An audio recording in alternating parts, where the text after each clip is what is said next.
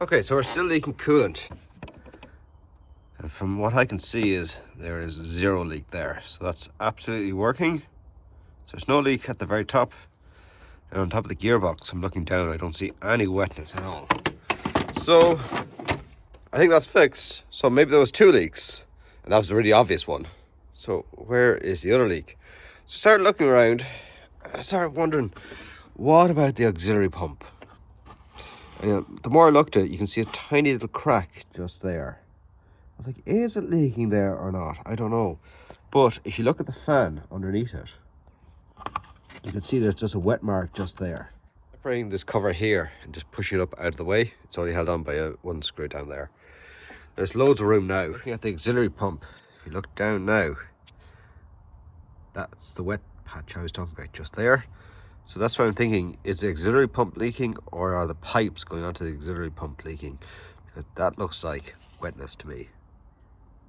Or wetness that's after drying.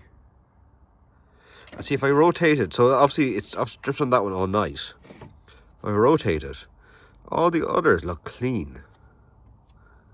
Like obviously they look a bit wet from other times that whenever the fan had stopped, but it still looks like the auxiliary pump is leaking. Like the problem is I can't find a damn leak. I don't actually see a physical drop to say that's orange or pink coolant. That's obviously where it's leaking from. I just can't find anything that's obviously leaking. Okay, just after running the car there for 5 minutes, you can kind of hear the motor there running. It doesn't sound that great, but it is working. Yeah, it sounds like it's dying actually. It did sound better until I pulled out the phone. So I'm going to take off these 2 little covers here, pull up the motor and have a look at it. Now it's only like 1 or 2 drips all the time. If that happens every day, eventually I'll run out of coolant, which I have been doing. So I don't know. It's like the mystery continues of where is this mystery leak. So I'm either going to try to take this out, check it, see if it's leaking, or else buy a replacement one. The reason why it sounds so funny is because I have the flu. Yay! Okay, to remove this motor here, or this auxiliary pump, you're going to need one of these little torque bits. It's called Torx 30. There's 2 bolts here, or 2 new screws to get out. Once you have them out, you can pull the cage off. When you have the cage off, then we can pull the little pump up. Let's have a look at it. Oh. Okay, well, I think we have solved the problem of why is it not doing well. Look at that, it's wet. So hopefully that's coolant. Said no one ever. Yeah, so hopefully that's the coolant. That's the mystery solved of why I'm leaking coolant all the time. Otherwise it's just just damp, because everything is frosty. It's just starting to just defrost or thaw out, and it's just general just condensation. But yeah, it just looks like wet. It doesn't have a color to it. So you can pull it a bit more and have another look. So if you give the pump a gentle pull up, this pipe here will actually stretch a little bit and come out of wherever it's naturally seated. Same with this one here, so you can actually work on it on the, say, like the little bench here. Okay, so it's a Bosch 39202003. Is it 9? I think it's a 9. I mean, I'll put the part number up on screen. So I need probably a new one of those pumps, but because it's like the 1st of January or 2nd of January now, who knows what day it is after Christmas. I'm not sure when the next time I'm going to be able to get one of these is, how soon in. So I'm going to see if it is cracked. Can I open it, put a little bit of sealant on, close it up, and then when the part comes in I can change it. Okay, to remove both of these you can get a vice grip, or I got one of these pipe squeezers. Just squeeze them in, give them a wiggle, and off they come. So obviously don't forget which way it goes on. And where's the light gone? Yeah, Like, it looks a little bit wet everywhere. Now, I was touching it and I was pulling the pipe off. So maybe that didn't help either, but it does look like that seal is gone. Especially here because it's cracking it. So, I don't know. Alright, I'm not going to get one of these today, so my solution is either try and fix this, but in the meantime, this is just a general barb connection. I can't remember why I got it, maybe from Mark 1 Golf, but it's well in 9 degrees.